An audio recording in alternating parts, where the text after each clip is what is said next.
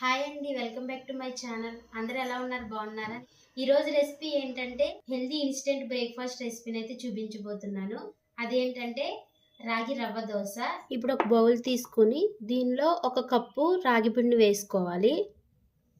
దీనిలోనే half cup Bombay రవ్వ వేసుకోవాలండి. అదేనండి సన్నని ఉప్మా రవ్వ. ఈ ఉప్మా రవ్వను కూడా వేసుకోవాలి. హాఫ్ కప్పు బియ్యం పిండిని వేసుకోవాలి. ఇప్పుడు హాఫ్ కప్ పెరుగు వేసుకోవాలండి. టేస్ట్కి సరిపడా సాల్ట్ వేసుకోవాలి. పావు టేబుల్ స్పూన్స్ జీలకర్ర వేసుకోవాలి. ఇప్పుడు నేను ఏ కప్తో అయితే పిండిని తీసుకున్నానో అదే కప్తో 2 కప్స్ వాటర్ వేసుకుని కలుపుకోవాలండి. నేను ఫస్ట్ ఒక కప్ వేస్తున్నాను. ఇది మొత్తం మిక్స్ చేసుకున్న తర్వాత ఇంకొక కప్పు వేస్తాను. ఇప్పుడు మొత్తం ఇలా మిక్స్ చేసేసుకోవాలి. మనకి బాగా బ్యాటర్ అయితే లూజ్గా ఉండాలి. ఉండలు లేకుండా ఇలా మొత్తం మిక్స్ చేసేసుకోవాలి. ఇదిగోండి, చూసారు కదా, ఈ విధంగా కలుపుకోవాలి లూజ్గా.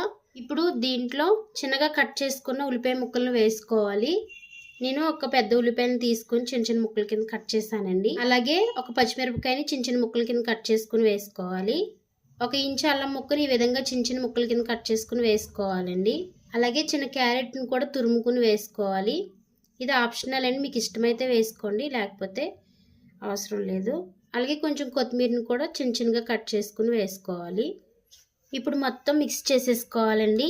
ఉల్లిపాయ ముక్కలు, క్యారెట్ తురుము, అల్లం ముక్కలు, పచ్చిమిరపకాయ ముక్కలు అన్నీ కలిసేలాగా ఒకసారి మిక్స్ చేసేసుకోవాలి. ఇప్పుడు ఇలా మిక్స్ చేసేసిన తర్వాత ఒక 10 మినిట్స్ ఇలా పక్కన పెట్టుకోవాలండి. ఒక 10 మినిట్స్ ఉంచుకోవాలి. ఇదిగోండి, 10 మినిట్స్ పక్కన పెట్టిన తర్వాత చూసారు కదా, బ్యాటర్ అయితే దగ్గరగా అయ్యింది. రవ్వ వాటర్ని అబ్జర్వ్ చేసుకుంటుందండి, చిక్కగా అయినట్టు అనిపిస్తుంది కదా. ఇప్పుడు దీంట్లో ఇంకొన్ని వాటర్ వేసుకుని కలుపుకోవాలండి.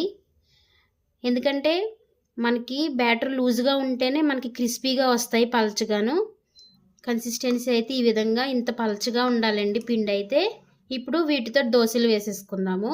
ఇప్పుడు దోశ పైన అయితే బాగా వేడైందండి. ఇప్పుడు దీనిపైన దోశ కింద వేసుకోవాలి. చూసారు కదండి, ఇలా దోశ కింద వేసేసుకోవడమే. ఇప్పుడు దీనిపైన కొంచెం ఆయిల్ వేసుకోవాలి.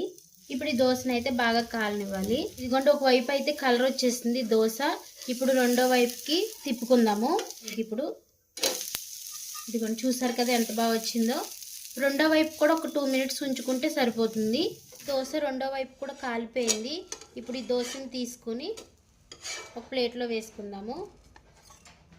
చూసారు కదండి, ఇన్స్టెంట్ రాగి రవ్వ దోశను అయితే ఎంత సింపుల్గా ప్రిపేర్ చేశానో.